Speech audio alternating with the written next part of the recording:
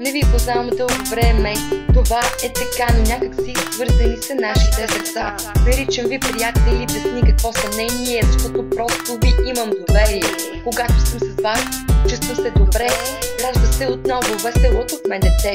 С киселък железник на шоколад играхме, пяхме песни и силно се смяхме. А Станимира му си я наричам, защото адски много си я обичам. Заради вас се качих на гондола. Нуждаете ли се от нещо, аз ще съм ви отвора. Бях се отчаяла от живота и света, защото всеки ми запиваше нож кафа. Загубих толкова много уж приятели, всички бяха просто поредните предатели. Бях спряла да вярвам, че приятелство съществува, че то открито всичко с пари се купува. Но ето че запознах се с вас и приятелство породи се между нас. Бавно по бавно годините минават и приятелите в сърцето ми остават.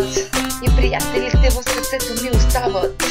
В сърцето ми остават. В сърцето ми остават. В сърцето ми остават. Когато изпадна в беда, насреща вие ме прегръщате с обичта и нежността на приятеля. Няма да забравя моменти на игри, едно приятелство